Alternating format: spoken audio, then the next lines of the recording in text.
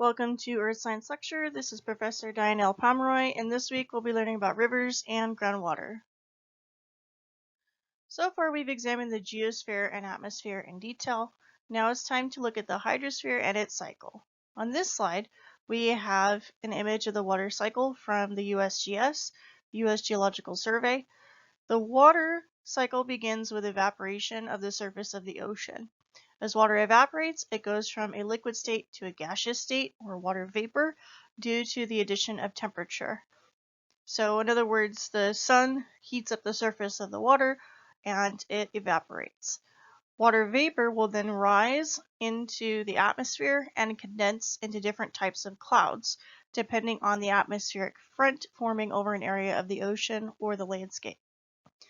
Cumulonimbus clouds, which are referred to as thunderheads or storm clouds, these will develop when cold fronts form. So when we have cold and warm air masses meet, we develop a cold front, and that produces heavy amounts of precipitation or rainfall. This rainfall can occur over the open ocean, but in this example we're looking at rainfall as it happens over the landscape. Rainfall in the landscape has several fates, depending on where it happens. At higher elevations or altitudes, as in the mountains, or at different latitudes, higher latitudes specifically like the poles, that rainwater will freeze into ice, sleet, and snow. In some cases, glaciers can develop into these higher altitudes and at those higher latitudes, and we'll discuss glaciers at the next lecture. Rainfall can also collect in puddles and streams on the surface of the earth, and it forms rivers that will eventually meet with the ocean. So the surface waters that we have that flow on the Earth's surface and out to the ocean are what we call runoff. They're deposited along with sediments into the ocean at river deltas, and in small amounts, some of this rainfall, as it collects on the surface, can drain into the Earth itself and collect as groundwater. So let's talk about rivers first. During rainfall, water droplets fall from the atmosphere and collect on the land surface. The water molecule itself is a polar covalent compound. Polar meaning that one part of the molecule, in this case hydrogen, is going to be more positively charged, and oxygen is going to be more negatively charged. So within the molecular structure of water, H2O, we have two hydrogen atoms bonded to a single oxygen atom. Now, water is polar covalent, and water is very good at bonding to itself. It tends to bond very strongly to itself as a liquid. So the hydrogen atoms in each water molecule are attracted to the oxygen atoms in neighboring water molecules, and they will form very strong hydrogen bonds between those molecules. So that property where water will like to bond to itself and essentially stick to itself, this is known as cohesion. When water lands on a surface and collects into a beaded shape, that is called adhesion. So cohesion and adhesion are two properties that are unique to liquid water. And in this way, liquid water can form puddles and streams that develop on the Earth's surface. Water flows downhill. It tends to flow from a higher elevation to a lower elevation. And as it flows and moves across the open land, it will gradually erode the landscape around it as it moves. Water tends to form straight channels on the surface of the land until it will hit some kind of obstacle like a rock or indentation in the landscape from erosional processes, or possibly other creatures burrowing into the land, or maybe plants like their roots destroying sections of landscape, right? All of these things can cause the water in that channel to kind of break away from the main flow and to cause that channel to begin to bend and move. A river is a large stream channel that flows for miles across the open landscape.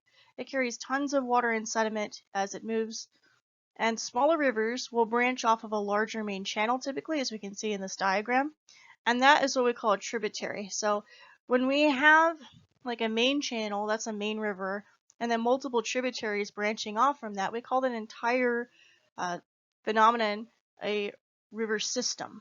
So whenever we talk about systems, we're talking about more than one piece acting together, and that's what's happening here. So we have more than one river meeting together to make a main channel, and that's what's happening in this illustration.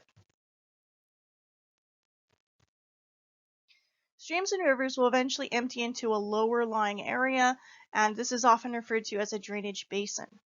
A drainage basin is an area of land that encompasses an entire stream drainage system, and this slide shows an image of the Amazon River Basin. It's from the World Wildlife Fund. So we've got the Amazon River flowing across the South American continent, and the entire region that's outlined in red is the Amazon River drainage basin. Divides are invisible boundaries that separate one drainage basin off from another. On this slide, we've got all the divides that separate the major drainage basins of all the major river systems in North America. The largest river in North America that we use as kind of a basis for dividing the coasts is the Mississippi River. It runs from Canada all the way south to the Mississippi River Delta, which empties out into the Gulf of Mexico. In Southern California, we're bounded by the Great Basin Divide, which is shown here in brown on this illustration. And part of that is actually defined by sections of the Colorado River. So most of the water that we drink, most of the water that we use for agriculture and industry, all of that comes from the Colorado River. It's diverted here through aquifers that feed into major metropolitan areas. So even a lot of our groundwater that we drink, our groundwater is naturally sourced from some springs here and there in Southern California, but for the most part, what we classify as quote-unquote groundwater isn't that at all. In fact, most of our water that we drink and use comes from the Colorado River. It's siphoned off from that river system. So a lot of our natural rivers here, like the LA River, Anaheim River, all of those were walled off by concrete and blocked off, hundreds of years ago when we began to develop our ports in Los Angeles and Long Beach.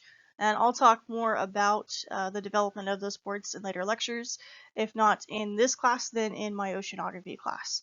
So stay tuned for those. River systems, getting back to the topic du jour, river systems are divided into three distinct zones of sedimentation and zones of development. There are three. So the first zone is the headwaters, and the headwaters are where our rivers tend to initiate, where they tend to begin to develop, and those are in the mountains, usually at higher altitudes or elevations. Here, waters are diverted into narrow, fast-moving channels. There's usually a lot of large boulders that surround these rivers, that are within these rivers, and those boulders in turn will break down. And as the larger pieces of boulders will break down into cobbles and pebbles, they'll make up gravel. Essentially, that gravel settles to the bottom of the river and makes the river bed. So the basis of a lot of our river beds is this gravelly kind of substance, and this originates in the mountains as the water flows over the rocks themselves, and as those rocks continue to break down from that water erosion and from gravitational erosion as well. So the waters will move down slope, and as they do so, they'll generate these V-shaped valleys. They'll carve them out very slowly, usually over spans of hundreds to thousands of years. So gradually carve out the landscape around them as they move. Because remember, water is not only an agent of sediment transport, but also a sediment erosion.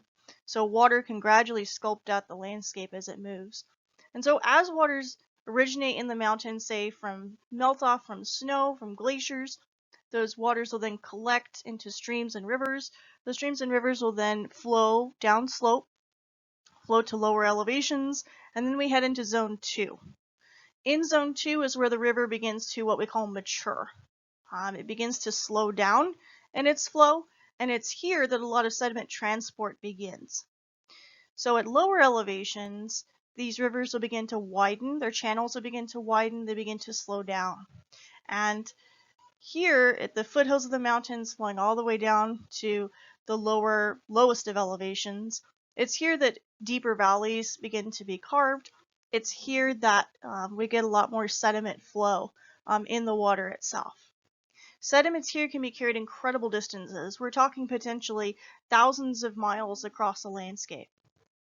The last zone here is the zone of deposition. That's zone 3 on this diagram. And again, we're already starting out at a fairly low elevation, and now we're going out to sea level. So now we're going out to the ocean itself.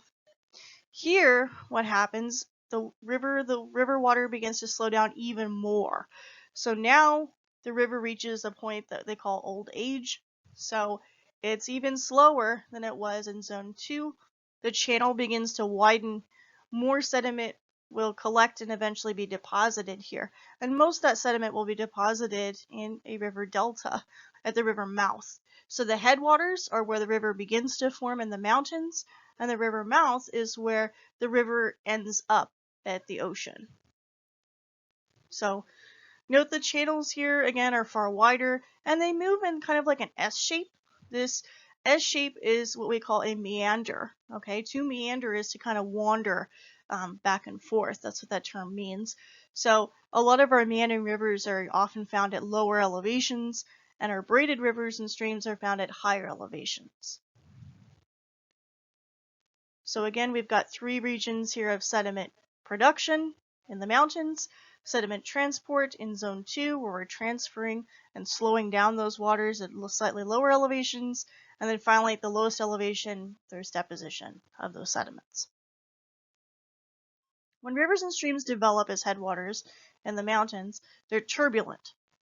So we've already discussed turbulence when it comes to atmospheric turbulence, and usually this occurs again because of a difference in energy, a disturbance of energy. In water, when we're talking about turbulent flow, we're talking about no direction to that flow. So currents can move pretty much any way that it happens. So for example, water flows around a series of rocks that are all over the place. So that type of flow is what we call turbulent. So think of rapids, like river rapids. If you're a fan of Bigfoot Rapids at Knott's Berry Farm, like I am, okay, that's that kind of thing. Okay, so turbulent. Okay, constantly fast moving. There's no real directionality to that flow. But as rivers begin to mature, as they begin to slow down, and as they descend into lower elevations, like in valleys and then out into the delta, that flow also, the water flow in the river begins to change. It goes from turbulent to laminar. So in other words, laminar means, well, think of lamination, right? Think of flat, okay? It begins to slow down and just take on one direction of flow versus all over the place. So water begins to slow down, and as it slows down or speeds up depending on the narrowness of the channels, I'll teach you in a little bit, the water will flow generally in just one direction. So that's laminar flow. So here's some photographs showing each of these phenomena. So we've got laminar flow, which again is at a much lower elevation, like in a valley area, possibly here in this photograph, versus a turbulent area, which would be higher up in the elevation in the mountains somewhere. You've got rapids that are forming over all these rocks and things. So again, laminar versus turbulent flow. Flow velocity in a stream or river is determined based on the following factors: gradient, channel shape, channel size and roughness, and a calculation that we call discharge. Velocity, in terms of what I'm referencing here, is distance over time. So that is the equation for velocity. It's distance divided by units of time. So in this case, often we tend to think of like miles per hour. If you're driving a car, for example, right, the velocity of your car on a city street where there's a school would be 25 miles an hour. So that's an example of a velocity, right? That's a rate of motion. So in this instance, what I'm referring to is the velocity of the water itself, not necessarily the sediment load. So I'm talking about sediment load, by the way, is sediment that's suspended in the water and being carried across the surface of the earth. So in this instance, again, I'm referring just to the velocity of the water. What will happen to the flow of the water if I change each of these factors? The gradient of a stream or river is its slope. Now, again, thinking of a math standpoint, right? Slope is rise over run. In this instance, we're looking at how tilted or how steep the landscape is. So the steeper the landscape, the steeper the gradient of that river. The flatter the landscape, the more gentle that gradient will be. And so when we think about it, because of gravity acting on water, right? And because of gravity in general, if you were to drop something that's hitting a steeper slope, so think of maybe a skateboard ramp or something like that. If you're at the top of the skateboard ramp, that's a much steeper curve at that point than at the bottom of the ramp. So at the top, you're going to have a much higher gradient. Everything's going to move a lot faster until you hit a point when it will level out and everything will slow down. So in much the same way, water is flowing that way. So we've got much faster water at the greater elevation in the mountains than what we have in a valley and even towards the ocean. And that's all due to the slope of the landscape. Now, of course, there's a lot of variability here. It just depends on the shape of the landscape in general, what type of coastline you have, what type of landscape you've got. If you've got a lot of mountainous regions, for example, you're going to have a much steeper gradient for that flow versus a combination of mountains and valleys and all of that. So that's all going to have an effect on how fast the water is moving. But generally, we tend to find faster flowing water in a steeper gradient situation. What also affects the velocity of water is the wider the stream channel is, generally the slower the water will flow. And that's because, think of it this way, as water moves in a container, right? If you want to make water move faster in a pipe, you want that to be narrow. You don't want to have a wider pipe, because what will happen is the water will just spread out and slow down. It's not going to be pushed through very fast. And so what's happening here is the same analogy as just with the landscape. So in this diagram, there's some examples of a narrower channel and a wider channel. So narrower channel allows for the water to flow much faster overall than what we have in a wider channel. So note that in the center of each of these diagrams, the water is going to be flowing much faster than along the edges. At the same time, because the wider channel allows for that water to kind of spread out, it will generally be a lot slower than overall than what we have in the narrower channel. The rougher the channel is, the more obstacles the water has to move around. So the slower the flow will be. So in other words, again, think of it this way. If you've got something where you've got a pipe and you've got a bunch of water in it, right? You want to, let's say that it's like a rain gutter. And if your gutter gets full of leaves, the water's not going to flow. It's going to get stuck. Or it's like taking a hose, and if you were to bend that hose, the water in some places, or if there's like bends or folds in the hose, it's not going to flow that well, right? In much the same way, we've got the situation here where we've got chunks of boulders and the water's kind of stuck. It's not really flowing around. So in the photograph, we've got a channel again in the mountains, greater elevation here. So the water's going to have kind of a hard time moving around all those big boulders and everything else. It's got a rougher channel to move through. And so the diagrams on the right really just illustrate that concept further. Looking at the bottom of the river now, the river bed, and we're looking at how those differences in shape and size of those boulders can allow for differences in water flow. So generally speaking, the rougher the channel, the more obstacles that there are, the slower that water is going to flow in some cases. In other cases, as the water moves around the rocks, it can actually cause instantaneous bursts of speed. So if, let's say, thinking about a river rapid kind of situation, if the water is flowing fast enough, actually those obstacles can cause the water to actually be pushed forward a little bit faster. And so it just depends on the situation, depends on the depth and width of the channel, in addition to all of that. So the size of the channel really, besides everything else, is what controls how much volume of water is moving in that channel to begin with. And so we can actually do a calculation based on this concept and recognize that this is calculus-based. This is a calculus-based equation.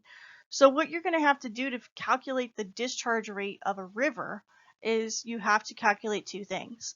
The first is you have to figure out the surface area of the river. The area is, you take the depth of the river and you multiply it by the width.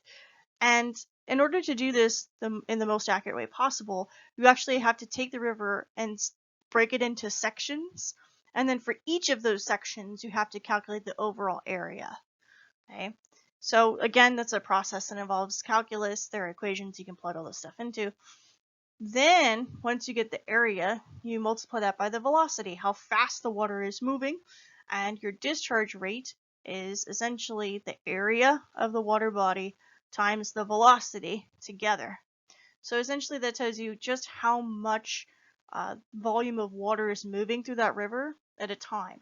Now this is variable depending on the seasonality. If there's excess rainfall, for example, it's going to have an effect on the shape of the channel as well as how much flooding has occurred, excess discharge or less discharge, right? If there's less rainfall, and the channel will begin to dry up and erode a little bit more. So differences in all of that can definitely have an effect on all of these phenomena here. And as rivers move across the landscape, that water will gradually erode the surrounding sediment. So in this photograph from New Zealand, which is one of my favorite places to look at on Earth's surface, very beautiful, we've got a river flowing here. And as the river flows, you'll notice that it's actually carving into the landscape and it's creating like these little miniature cliffs or riverbanks on either side. So in some cases, if you'll look very carefully, you'll notice that some of the cliffs have more erosion than others. They're more cut away than others. In other cases, they're more built up. So there's more sand or silt on one side of the river than there is on the opposite side. And this has to do with the water flow. So recall what I mentioned to you at the beginning, where most channels are straight, but then over time, as water erodes that surface or as other events can occur, like in this case vegetation, the roots can actually destroy sections of that sediment and cause it to slump. That can cause excess water to flow in and fill in the gap where it's missing. Because again, water as a molecule likes to bond to itself, so it will like to adhere and have cohesion with itself. So it likes to bond to itself, follow itself, and flow. And so that deposition can change over time, and there's also erosion that's occurring here. And if you want to think of it this way, this is the same type of phenomenon that generated massive canyons everywhere around the world as this type of flow, this type of river flow. So a lot of our canyons that we have on Earth today, like for example the Grand Canyon in Arizona, it was carved out from this process of a river, just the Colorado River specifically, just gradually weaving its way across the landscape. And every single year that it did this for thousands of years, slowly exposing those sediments that are hundreds of millions of years old. So the process of erosion by water can cause two forms of sediment motion. And actually the water itself moving in the channel can cause these types of sediment motion. So when we're talking about sediment motion, we're talking about two major types of sediment. One is either very dense, so it's really heavy, the heavier substances, like think of pebbles or cobbles, gravel basically, those will stay at the bottom of the riverbed or streambed in this illustration from Geology Cafe. So it'll just sit there at the bottom. It's not going to do anything as the water flows over it, right? If anything, the stones will be all smoothed out by the water over time. So that's what we call the riverbed. So often riverbeds are made of a combination of softer sands and silts and muds that have settled out of the water and also like heavier pebbles and cobbles and things, and they'll collect together to make a kind of gravel. Over that, we have water that's flowing, and in that water itself, we have suspended lighter sediments that have lesser density. And so think of things like sands or silts or muds, and those particles will just kind of float along with the water. They move with the current, and they usually move because of the directionality of the water itself. Again, generally flowing down slopes. Sometimes the wind can cause sediments to travel and move, right? And so as the water is moving, it's going to flow across the landscape, and eventually those suspended load sediments will be deposited into deltas or into floodplain type of environments over time. Now, as the water moves over the stream bed, sometimes it will pick up heavier sediments and make them jump around and move. And again, this is dependent on the strength of the flow, the velocity of the flow, the force of the water moving. And so that can cause those stones to kind of skip. They'll kind of bounce around and move with the water. And this process is known as siltation. So that type of process, again, can happen as the sediments are moving around in the stream. Right? So the stream can not only carry sediments incredible distances, but it cause them to collect and move at the same time. We can categorize river channels in two ways. We categorize them as either bedrock channels or alluvial channels. And most rivers, when we think of a river, we're actually thinking of alluvial channels. And specifically, we tend to think of meandering rivers over braided. So that's usually what we think of when we think of a river channel. We're thinking usually of meandering rivers versus braided rivers. So let's look at each type. So first we have bedrock channels. Here's a photograph of one.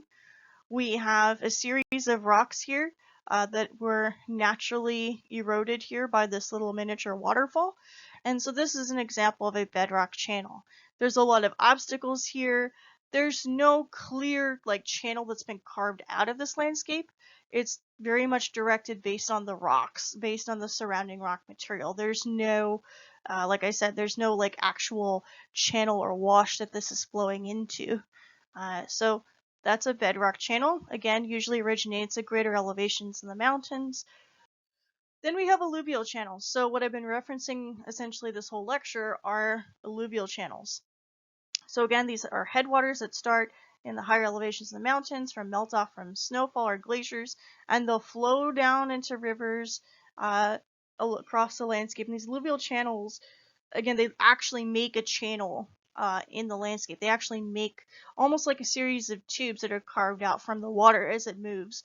So the water will actually flow down into the delta or the river mouth, and that sediment will then be deposited, and the water as well will meet the ocean at that point.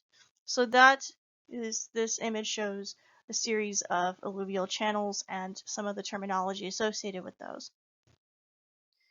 Then we have braided channels. So in the alluvial channel category, there's two more types. So we've got braided channels first, and then we're going to get into meandering channels. So braided rivers or braided channels, they tend to develop at higher elevations. They're named because they resemble an undone braid. So we've got multiple channels that flow together. They flow all over each other. It looks as if you're starting to make a braid, or maybe the braid has come undone, and that's what this is named after. So we've got a braided channel here, and I think this is in the Amazon River. This is a tributary of the Amazon River in this photo. And then in this illustration, we have a meandering channel. Meandering channels, as I discussed with you before, they develop at lower elevations. So they're named because they meander. Again, meander means that you just wander slowly back and forth.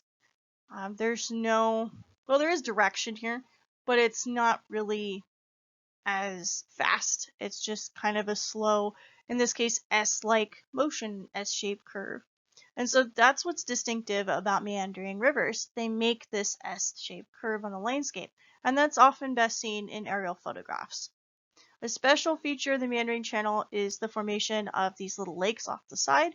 These are what we call oxbow lakes, and these develop due to excess erosion of the landscape over time. So as the river channel moves, sometimes flood events can cause this phenomenon to happen, where you can have the outermost banks of the river form like these levees or natural dams so that it doesn't flood again.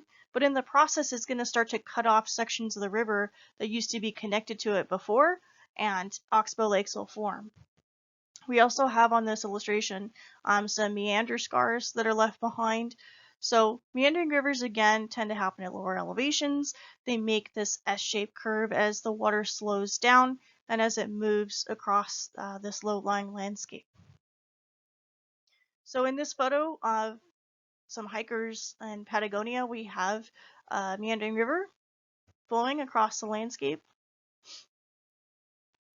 And in this photo, this aerial photo that was taken from someone flying in a helicopter, you can actually see the oxbow lakes.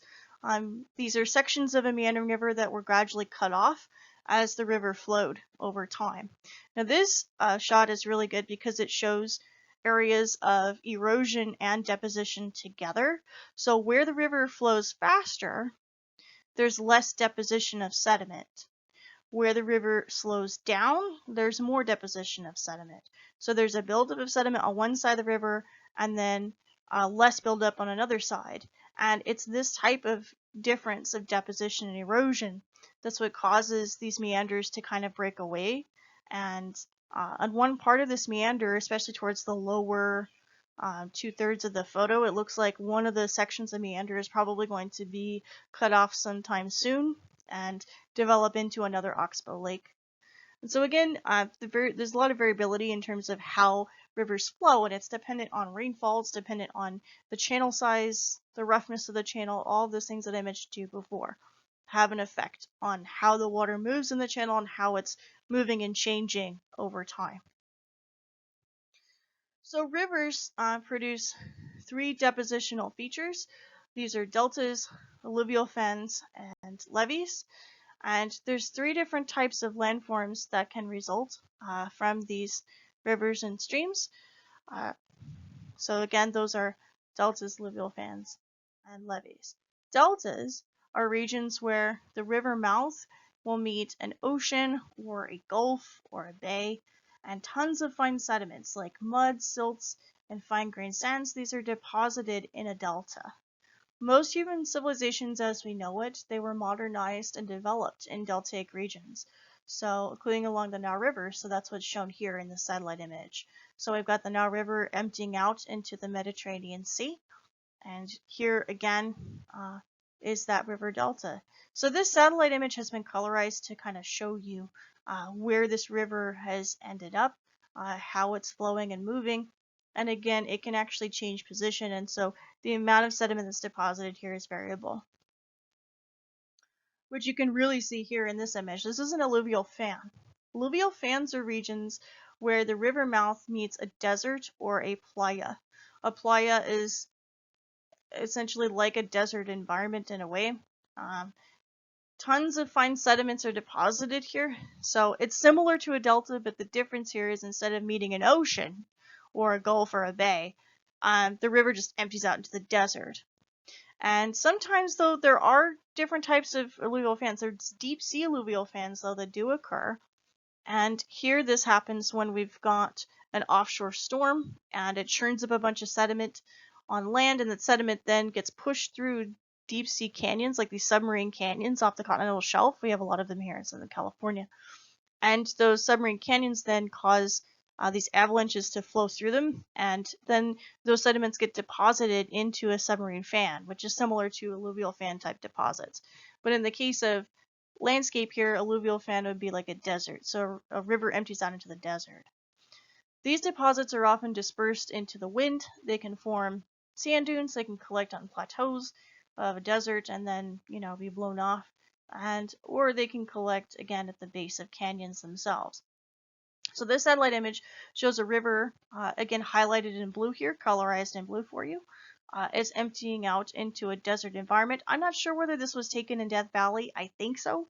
I'm not entirely sure where this is at. Or it could be someplace in Africa. I'm not sure. But here we've got a river that empties out into the desert, and it's got this fan shape, that alluvial fan pattern. Levees are developed when river channels carry too much water in them, and that's what causes them to flood. So those flood events can cause sediments, in this case like thick coarse sediments like sands and conglomerates and things, so essentially the river bed portions of it are kind of lifted up by the water as it floods, and it kind of spills out everywhere. And so those sands and muds that build up will actually build up on the side, either side of the riverbank, and it will prevent that river from overflowing in the future. So natural levees are built up through this process of continuous flooding. So flood events with rivers are actually normal and natural phenomena. They're important for maintaining the size of the channel and for the particular ecosystem surrounding that river over time.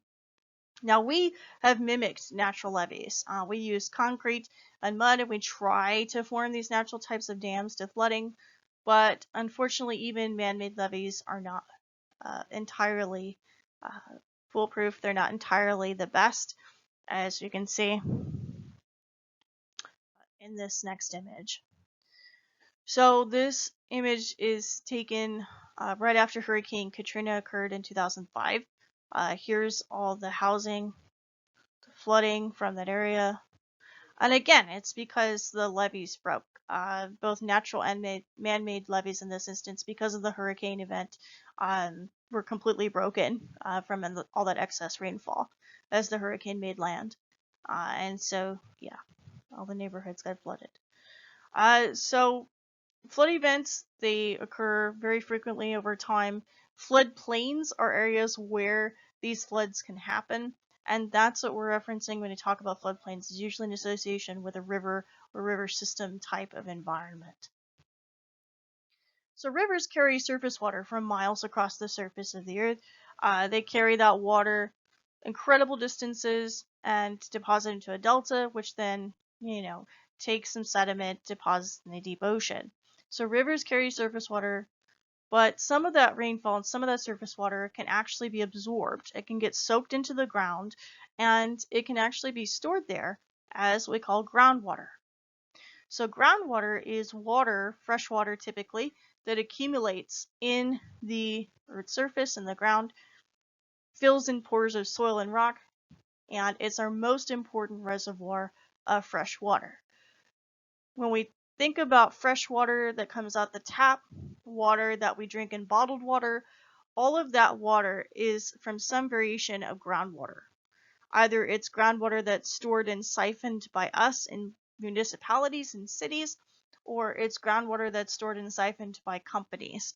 So groundwater, again, is our source of fresh water. That is what we drink. That's what we consume. When it comes to agriculture and agribusiness, a lot of that water is diverted river water. So like I mentioned to you previously, like the Colorado River, that's our main source of that water for our crops and things, and also recycled water too. So sometimes sewer water and things, instead of being flushed out to the ocean, it's actually re-siphoned back into cities and various recycling plants, and it's pushed out into irrigation. So that's not the same. Okay, so our groundwater that we drink, even the groundwater that we drink, is filtered heavily, just so you all know. It's very filtered, and so but the source of it, though, is under the Earth's surface. It's literally in the ground. So let's talk about groundwater next, because it's so important. Before I move on, though, I just want to point out to you as well, in terms of surface water versus groundwater, groundwater I think only makes up like less than 1% of the total volume of the water on the Earth's surface. Remember, the vast majority of water in the Earth's surface, about 97% of our surface water, is in the ocean. The remaining 3% is divided among glaciers, which store about 2% at any time, rivers and streams, and ponds and lakes, which is roughly the remaining half to 1%, and the remaining less than half of a percent of that surface water, of that water in general, is absorbed into groundwater. And of that percentage, even smaller amount is what we actually consume, which is pretty incredible considering just how vastly populated our planet really is and just how much groundwater we actually need to survive.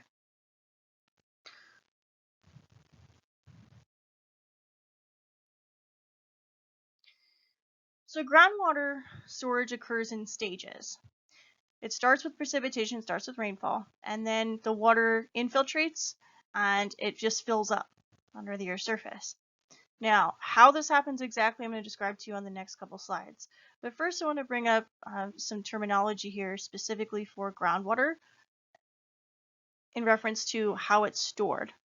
So there's two zones where we're talking about groundwater storage, and they're referred to as vadose, or unsaturated or aerated, and phreatic or saturated. So there's two zones when it comes to groundwater.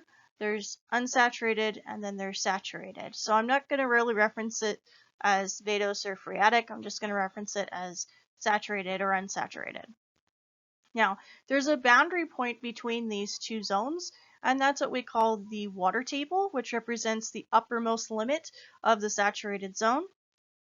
And water can actually flow on its own between the saturated and unsaturated zones in a region called the capillary fringe. And this happens because of capillary action.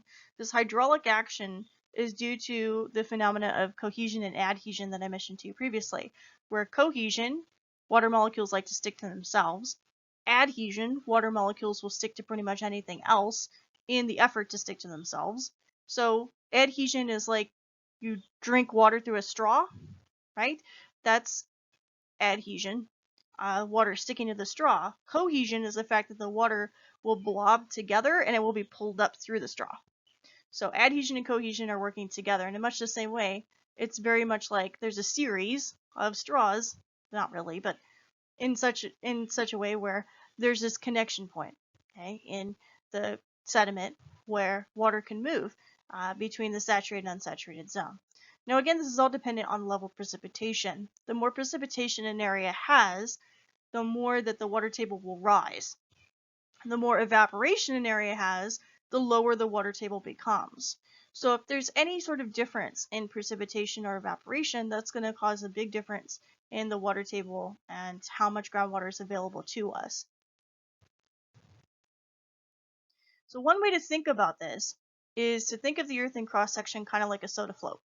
So the top of the float is going to have, in this instance, we got whipped cream on top, but I like to have ice cream on top.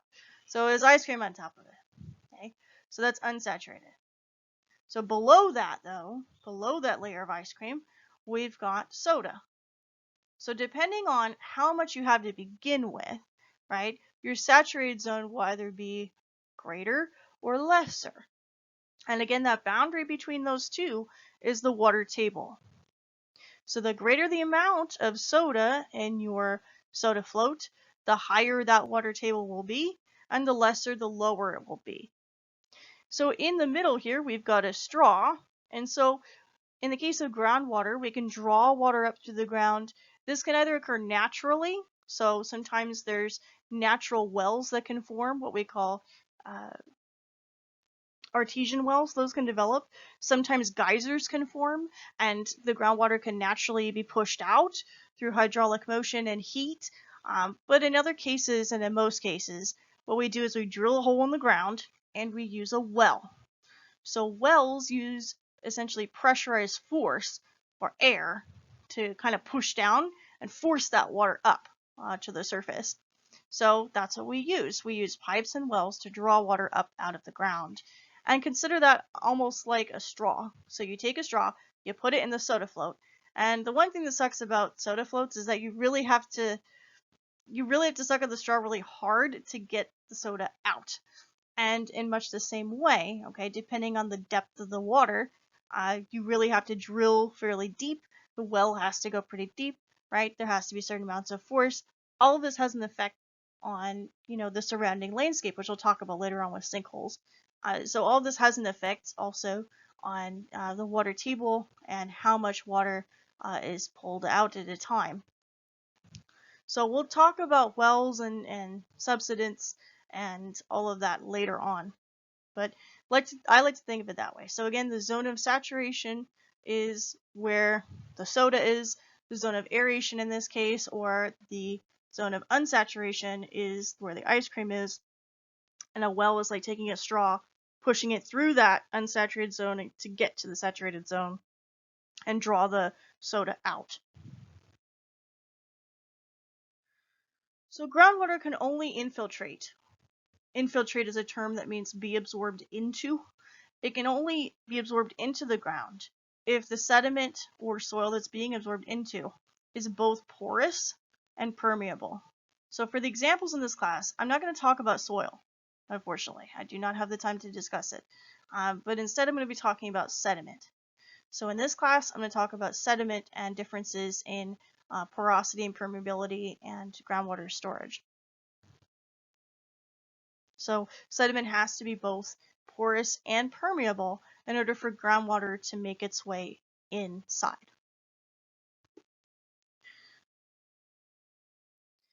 The best types of sedimentary rocks that allow for groundwater storage and flow include limestone, sandstone, conglomerate, and shale. Sometimes igneous rocks like scoria and granite can serve as a form of groundwater storage. We do have some natural groundwater reserves here in Southern California. Not a whole lot, but we do have some. And that's our bedrock here in Southern California, by the way. It's mostly granite, sometimes schist, sometimes shale, though not very often. So we mostly have igneous rock as our basement rock here. And so that's a good source of groundwater storage. But in this case, I'm going to focus more on sediment. Okay, I'm going to focus more on the sedimentary rocks like we can see on this slide.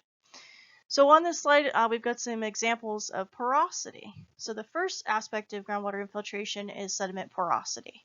Porosity is defined as the number of open spaces that can be filled in between grains of sediment. Sediments that have higher porosity values include well-sorted sands and gravels, like we can see on this illustration. The top left has gravel that's got a lot of open spaces, so it's got a greater porosity. And also with clays, so clays tend to also have a fairly high porosity. Now this is different than shale. So shale is solidified clay. All right. So clay in and of itself actually has a high porosity. It allows for water to be absorbed pretty readily, but shale does not, because again, shale is that solid form of clay. Limestone, cemented sandstone, gravel, sand, and clay that's loose, all of these poorly sorted or very, tightly packed types of sediments and sedimentary rocks, they don't really have the greatest porosity. So they don't really allow for air and water to flow through them. So they just kind of like, water will flow through them to a point and then get stuck. Okay, so it doesn't really flow too well with those types of materials. So porosity is number of open spaces, and the porosity is low where we don't have a whole lot of space between the sediment grains. And in turn, this lends itself to this term I was mentioning, which was flow. And flow actually is permeability. So the best creature that I could think of to illustrate this concept is SpongeBob SquarePants. SpongeBob is permeable. Okay, he allows air and water to flow in the pores in him. So that's what we see here in this GIF. So the second aspect of groundwater infiltration is permeability. Permeable substances are those that allow fluids such as water or air to move through them, and impermeable substances do not. So again, SpongeBob is permeable, right? You can see that in this animation. The air and water is flowing through him, right? Now, in terms of impermeable, we've got, in this instance, like a square of porcelain or possibly marble. In this case, water is not going to flow through that. It's just going to beat up on the surface, cohesion. It's going to beat up on the surface and just kind of stick there, adhesion. It's not really going to flow through. So that's what we call impermeable. Aquifers, which are areas of natural groundwater storage, they have a combination, they have alternating layers of sediments that are both porous and permeable, and porous and impermeable. And so that's what allows for groundwater to not only move, but also be stored on the Earth's surface, these alternating layers of sediment that exist. So the water table, again, is the uppermost limit on that zone of saturation, and when the water table changes in shape, it can alter the amount of water that reaches the surface of the Earth and meets with a river system, for example. So we've got some examples on the next slide. We've got gaining streams and losing streams. In a gaining stream, what happens is that the water table will actually meet with the surface of the river, and the river will then gain water. It will actually raise in water level because of this. In a losing stream, the river stream bed will actually be dropped down. The level will be dropped down because of the dispersal or motion of the water table. So that's what happens with that. So here's an example of an aquifer. And here's an example of gaining and losing streams. So here again with the gaining stream on the left, we've got this kind of flow. So we've got the water table being pulled in and causing the stream level to rise. And on the right side, we have the water table being dropped down, and the stream will begin to drop down as well. This all has to do with the height of the water table and the differences in the depth of the aquifer as well.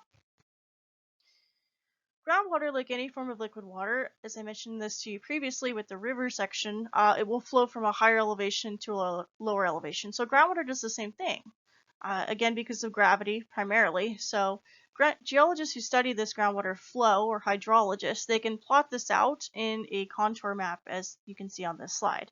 So these types of maps are what we use to determine the best place to drill wells for extracting groundwater. So we can determine, okay, this lower elevation or this particular point is a good place to drill for that under the Earth's surface. And just remember, yes, water flows downhill.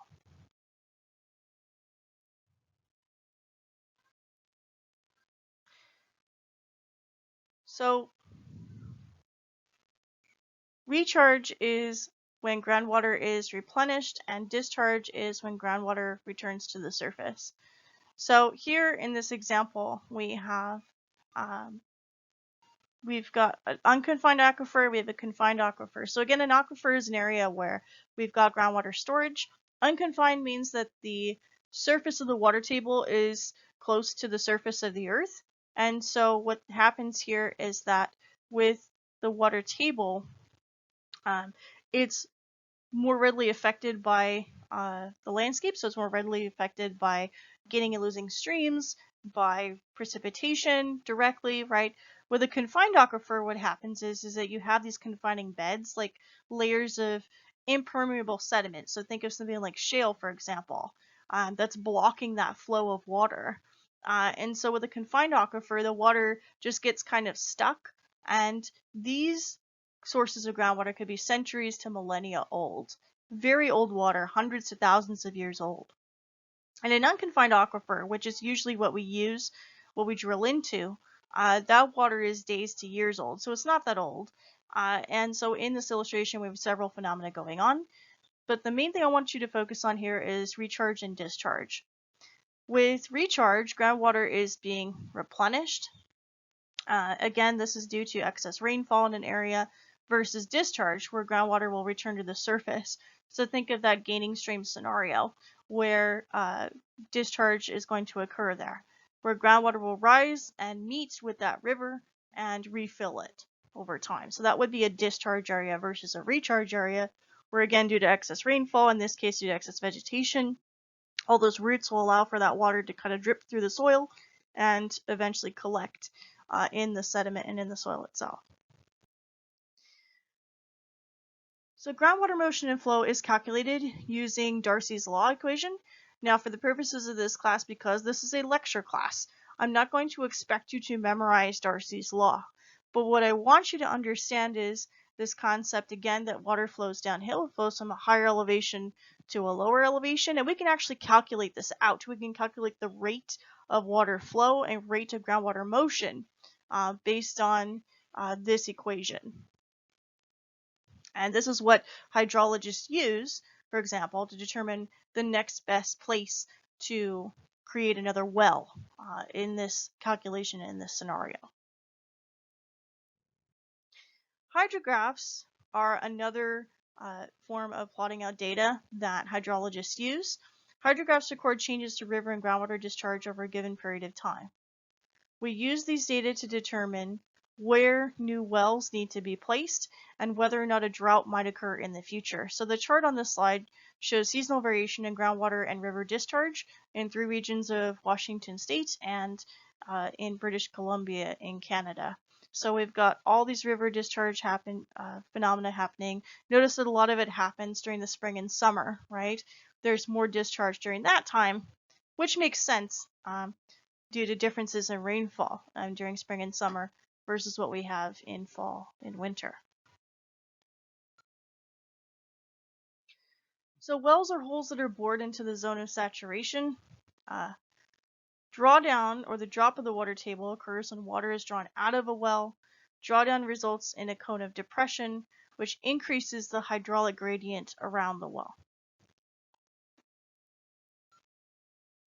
So the diagram on this slide shows how the terms cone of depression, drawdown are defined, and a well. So the well acts like a straw. It creates a vortex of water that's known as a cone of depression, which we can see here on the left and right images. On the left side, we have a cone of depression that is just forming, so the well is starting to draw that water out. Note how much that water table has drawn down, and how that's going to change the shape of the landscape as well. It's going to cause this landscape to kind of bend down and sink down a little bit too. So with the cone of depression, what can happen is sections of land can actually fall down and sink, and this can cause instability in that land surface. So excess wells being placed in an area can cause a lot of damage to the landscape. Artesian wells are wells that naturally occur as well as wells that we make ourselves. So on the right hand side we have a natural artesian well that's happening. So what happens is that the confined aquifer suddenly breaks down, and this is typically due to excess heat, excess hydraulic action.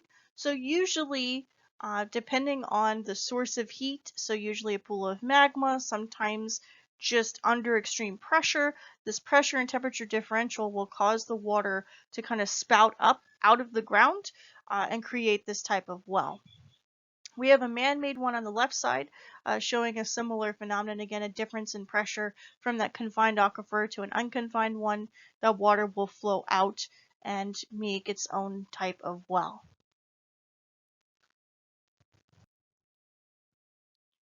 So leading to this, we have several other phenomena that happen with groundwater.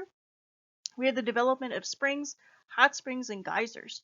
So springs occur when the water table intersects with the surface of the earth. It creates an outpouring of water in this way. Hot springs are springs, but they've been heated, so that water is unusually warm compared to those surface temperatures. Again, this source of heat is usually a magma chamber or a pool of magma somewhere nearby. So those springs will be superheated. Geysers are intermittent hot springs. So what happens is it's like an artesian well. You've got an exchange in heat and pressure that occurs as the geyser founts up. It'll push up to the surface. Sometimes geysers can be timed, and this is just due to the fact that the heat in this area is supplied to a certain degree in a certain amount of time. So in the next couple slides, I'm going to show you some examples of springs, hot springs, and geysers. So on this slide, we've got some springs. We've got springs here. Hot springs are in yellow and red. So again, that's due to a lot of excess maybe volcanic activity. A lot of maybe iron is leaching to the surface here. A lot of heat is coming off that water, right? So it's a hot spring versus just a standard bubbling spring that we find in places. So again, springs are clean water. It's groundwater, but it's just water that's reached the surface. And again, it's due to that pressure differential. We also have a geyser. So here's an image of a geyser on this slide. And on the next one, I have an GIF of a geyser spouting up. I believe that is Old Faithful in Yellowstone National Park. So here is the geyser founting up, and I've got a illustration of that same phenomenon. So again, it's from heat. So heat will supply a change in hydraulic pressure and energy, and it will cause that water to kind of spout up almost like in a fountain. And Old Geyser again has some regularity in its motion, and that's again due to the heat and pressure that's being applied to that water under the surface. The last thing I'm going to discuss with you with groundwater and with rivers is this special type of landscape that we call karst topography. Karst topography is developed specifically in mostly limestone-based areas. So there's a lot of limestone in the bedrock or limestone in the environment. And so groundwater will infiltrate into limestone, but limestone is not exactly the best source of storing that groundwater, because what can happen is that limestone is made of one mineral, and that's calcite. Calcite is a mineral that dissolves when it comes into contact with acid. So in some locations on Earth, when we have excess acid that's stored in rainwater, it can cause that limestone to dissolve over thousands to millions of years. And that dissolution of limestone, which is a natural process in some cases, and in others it's exacerbated by fossil fuels like coal, for example. Coal burning can exacerbate the amount of acid rain that some areas get. So that dissolution actually will develop some unique land surface forms like caves and disappearing streams, and unfortunately can also develop things like sinkholes.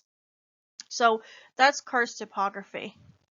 Most karst topography in the United States is restricted to the East Coast, and again, this is due to the difference in bedrock. So on the East Coast, their bedrock is mostly limestone, and for us on the West Coast, it's mostly granite and maybe schist, metamorphic rock, granite igneous rock, right? That's our bedrock here, and so we have a totally different type of system of storage of groundwater and different landscape as well.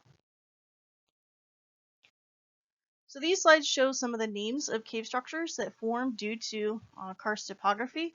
So as water smooths the surface of limestone, it becomes something called flowstone, and you can see in this illustration from ResearchGate, we have several chambers that are forming, these huge networks of caves that can form and develop.